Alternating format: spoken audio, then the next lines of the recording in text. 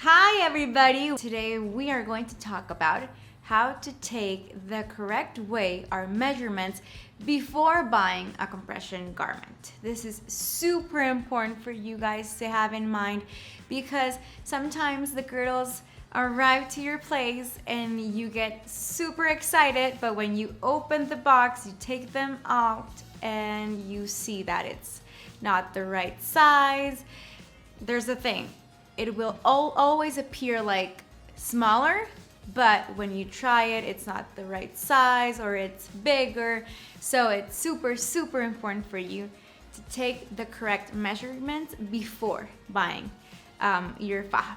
Before we begin, I wanna clear some information. So I can be an extra small. My mom can be an extra small, but we have a different body type, and my mom can accumulate fat in a different way than I do. So for an example, her body fat is distributed in her thighs and mine is in my tummy. We can have the same girdle, but we have different needs with it. So that's why it's super important to take the correct measurements so you have everything in place when getting your faja, okay? Let me get things straight. Putting a faja will always seem very difficult, but if you have the correct measurements, if you follow the process the correct way, if you look up the correct size chart, depending on the product that you choose, you won't have any problems, okay? Make sure you're not wearing anything very thick. You're not wearing a sweater when you do this. You're not wearing a jean. You're not wearing a dress. It won't help you get the correct measurements. So if I were you, I really recommend you to do it when you're wearing underwear in front of a mirror to make sure that you're doing it well. Or if you want, you can do it naked. That's up to you, but it's a very intelligent way to do it because clothes will always increase like a size. So I really hope you take this in mind, okay? Let's start with our first way. So I'll get our measuring tape. Okay, we're going to take our tape measure and in front of the mirror, we are going to locate it like this. So we're going to do it like this. If we're gonna measure our waist, we're going to do it like this. And there's a little tip you can bend one side to another, and where the crease is formed, that's where you're going to. This is the exact point of your waist, okay? This point of the zero of our measuring tape and go all the way to the part where you started, and that's it, okay? Without tightening a lot or without doing this, of course. It has to be the correct way, okay? When we're in front of our mirror, we can make sure we're doing it right. If you're not, like me, I'm trying to do it, but if you're in front of a mirror, you're gonna know you're doing it right.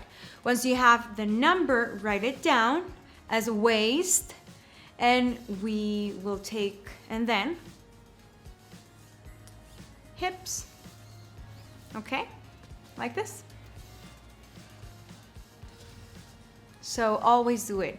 Stand in front of the mirror and the biggest part of your hip, you are going to locate it, the 0 point of the tape, 0 point of the tape like this. Then you will always go all the way around, making sure that the tape passes through the most prominent part of the buttocks, of course.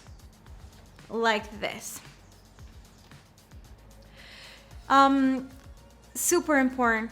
Again, if you're just logging in, don't do this with clothes. I have it on, of course, but you should do it with underwear or without any. So this is easier and you get it on point, like your measurements perfectly done, so you don't get any, you don't have any trouble when getting your faja. So this part over here, put it as hip. So waist and hip, and that's it. Those are the ways that you should really do it. Take in mind waist and hip, okay? Now let's learn the second way to take our measurements. We are going to use something that we all have, is a charger. Everybody has a charger home, but if you have other things, you can use it. So this is something we all have in our house. It's easy to use. It'll help us with our measurements and do it correctly. So whatever charger or whatever thing you have, put the end of the charger in my most pronounced part of the sides of my torso, or wherever I'm going to start. So let's say this is my waist. I'm gonna start over here. Remember to identify your waist. This is mine. So bend side to side and turn around, making sure that it is not going to bend, okay? Like this. Not too tight, because we want it to be the exact measurement, like this. And I'm going to point the exact part. So this would be mine. I'm gonna mark it right over here with a marker or whatever you have at home. In my case, right over here. And then I am going to do the correct measurements with a rule. Remember to stand in front of a mirror so you get like visually the correct position and everything in its place, okay? So I'm going to do the exact same thing in this area. So go around my buttocks in the biggest part of them, that's over here, and all the way to where I started, okay? Good. That's the correct way I should do it. Good. Mark it with pencil, with whatever you have, a marker, and then with a rule, you are going to do the correct measurements. We all have rules at home, I bet you do. So this is something that's going to help us. It's easier if you do it on a table, but I'm showing you this way. So here and until the place where you marked it. I'm just showing you like a quick example. So remember, waist and hip. You mark it down, and now you know your measurements. Our third way to do this, it's kind of like a weird way of doing it, but we all have this at home or with you in your pocket or wallet. What I am talking about is this fella over here. This guy, we all have one, and it'll help us perfectly when we are doing this process of getting all our measurements, okay? So it's going to be this way. I'm going to start with my waist, remember, in front of a mirror, and where you have your belly button right over here, we're going to start. So 1, we're going to do it slowly so you get to see it very well. So 1, 2, I'm gonna go moving around carefully. 3,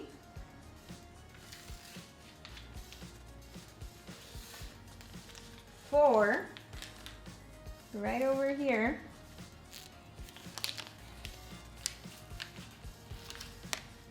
And 5. Exactly. So these are my measurements. 5 times a $1 bill. So you just have to measure this $1 bill and add it up. So 5 times a $1 bill is my measurements. This is super easy to do it at home or any place, anywhere you are. You can do it wherever. Super easy, and we all have a $1 bill. This was the third way you can do the correct measurements at home or any place. Let's see if we have questions. I know this all seems super hard and confusing, but it's easy and it'll help you get the right girdle. Trust me, you will love me doing this the correct way. Let's see if we have more questions. Okay, let's remember, they're asking if it's a high compression. All our girdles are high compression, so everything will be super tucked in and it'll help you have everything in its place. So that's why these measurements have to be perfect, because you don't want to buy a bigger one or a smaller one. A smaller one will make you feel absolutely uncomfortable and you won't achieve the goal that you're looking for. And a bigger one, of course, it'll do the complete opposite. So it's a very important thing to do. Let's see. This is a very good one, and it's so when in the process of getting your measurements done, there's a lot of people that are beginners in this world of fajas and body shapers. The most common question we get is, I'm going to buy for the first time a girdle and I have no idea which one to choose. I've already had all my measurements done, but I'm between 2 sizes. I don't know which one to get. What I recommend you always, if you're a beginner on this, get a size up. Get a bigger size so you don't have any discomfort when getting your faja.